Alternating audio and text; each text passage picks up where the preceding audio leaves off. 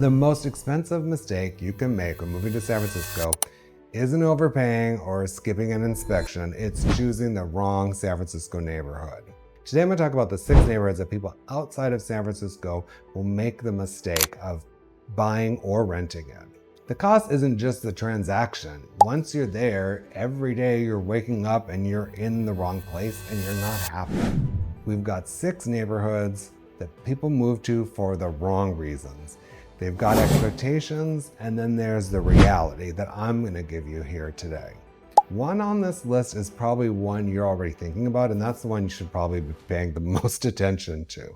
Before you buy or rent anything, please watch this video.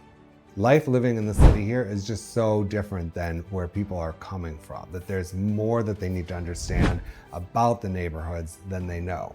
And it's harder to fix here than almost anywhere else too, because getting out of your neighborhood is expensive. At the end of 2025, we had fewer than 400 active listings in the entire city. That's nothing. Switching later just is not easy for buyers especially, but even for renters. If you end up in the wrong neighborhood, you have to live with the wrong decision every single day. I've lived here for over 20 years and I've sold real estate in almost every neighborhood here. And I've helped buyers move from their rentals in neighborhoods that they first moved into that they just did not understand what they were getting into. So that is my job here. Number 1, the Mission District, where buyers think they're getting vibrant, cool, walkable, the real cultural heart of San Francisco.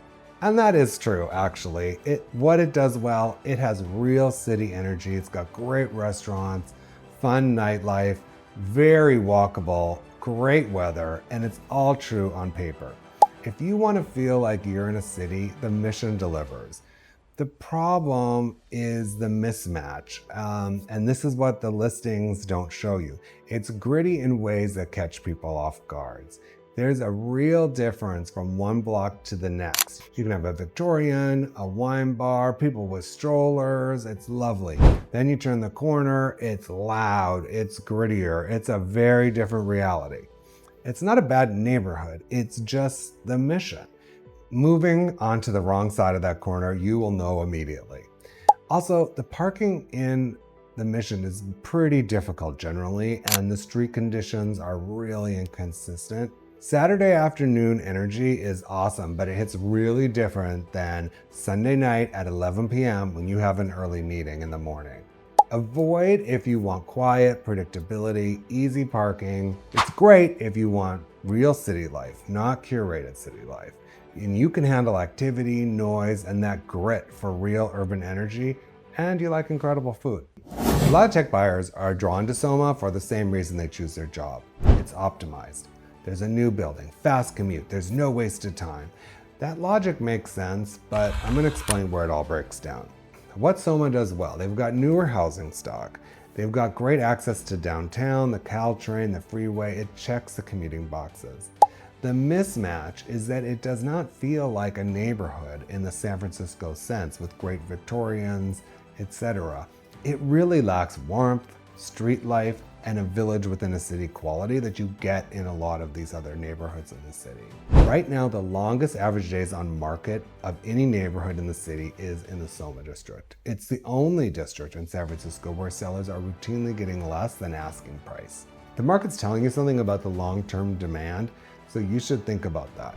Street conditions are challenging and they vary from block to block. To a lot of people, it feels like a place that you're just gonna pass through, not a place you're gonna live in. Avoid SoMa if you want San Francisco charm, residential feel. SoMa is not that. It's great if you want newer construction, amenities, and commute access over neighborhood character. It's great for the buyers whose home is a well-located base and not the center of their social life. This next one gets a lot of pushback because nobody wants to hear that their dream neighborhood might not be right for them. Pacific Heights. What buyers think they're getting? The best of San Francisco prestige, beautiful architecture, the neighborhood that signals you've made it. These things are kind of true. What Pacific Heights does well, it has stunning architecture, it has long-term prestige, it is one of the most beautiful streetscapes in the country. You've get up on a clear morning, you can see the bay in the distance, the quiet city, the architecture all around you. You get it immediately. The feeling is real. It's not marketing, it's SF's genuinely great experiences. So here's the mismatch. It's the most expensive district in San Francisco. The median price is over $2 million in 2025, and it's still climbing now. It is more expensive than buyers anticipate for what a day-to-day actually looks like. The hills, they're really real, walkability, bikeability. It is a physical experience. The atmosphere can feel more formal and quiet, and it surprises buyers expecting more street energy. I would avoid if you are stretching financially just to get into the neighborhood. Prestige will not offset your daily friction. It's great if you love beautiful streets and historic homes and can afford it without budget strain. If you're still watching, you probably already have a neighborhood in mind, and if you'd like to talk to me about that, please, my information is in the description. Number 4 is Noe Valley. Noe Valley is a neighborhood that research leads you to. You've got great schools, walkability, it's really safe, it checks every box. That might be a problem for some people. Here's what buyers expect. Perfect family neighborhood, sunny village, walkable, easy, charming, all that's kind of true. And it does these things well. The village feel is real. It's one of the calmer residential pockets. Family appeal isn't just a reputation. You can really feel it when you're there on Saturday morning and people are running around with their kids in front of them, coffee in their hand, saying hi to the person at the flower stand. That's what Saturday looks like there. And it's hard to find that combination anywhere else in San Francisco. The long-term livability in Noe Valley is strong. The mismatch is that it's one of the priciest for what you actually get. A 2-bedroom in Noe Valley costs roughly the same as a 3-bedroom in Bernal Heights. So you are paying a premium for the address. I go over this with my buyers a lot.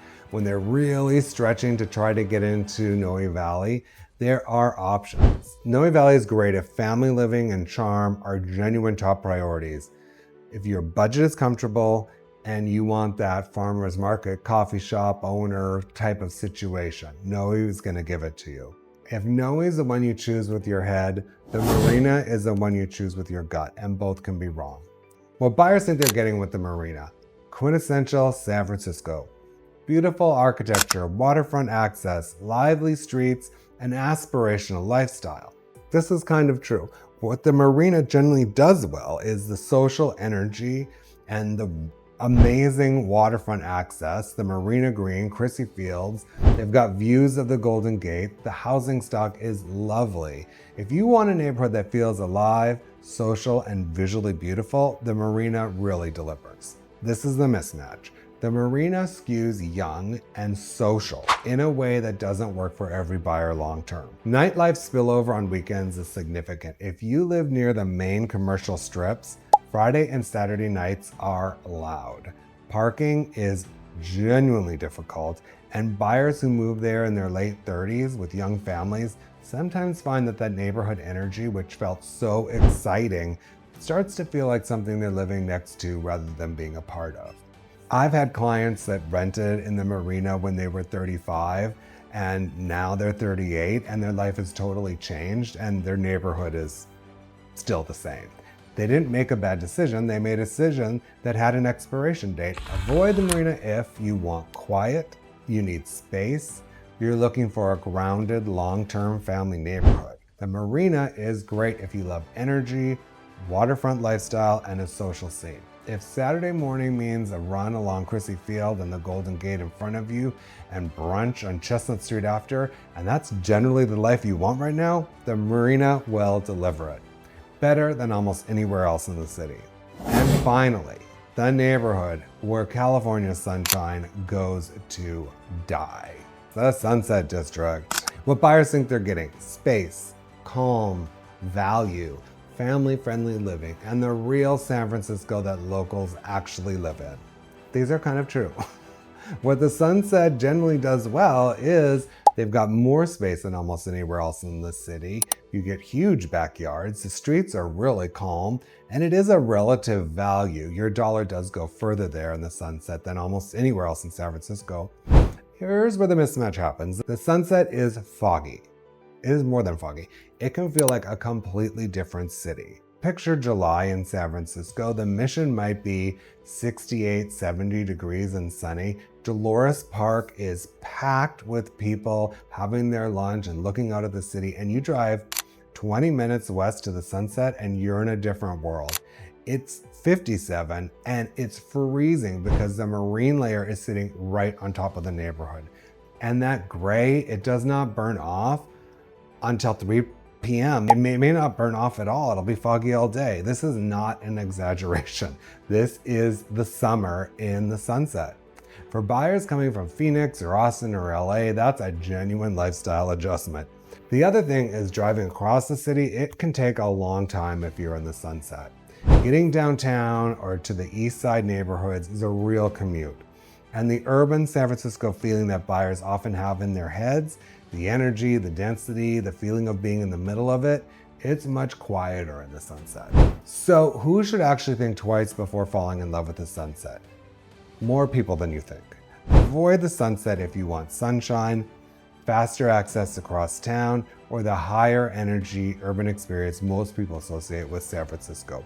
People who move there expecting Bay Area weather and city energy often feel like they ended up somewhere outside of San Francisco.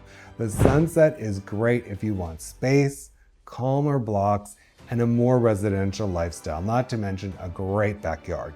And you generally don't need the city's energy as part of your daily life. If your ideal San Francisco involves a bigger home, a quieter street, a dog, a garden, and ocean beach on a Saturday morning when the fog is just starting to lift, that life exists in the Sunset.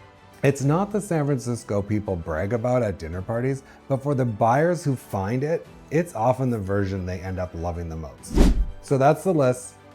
And if one of those 6 neighborhoods is one that you were excited about before you started watching, that's not a bad thing. That's exactly why I did this video.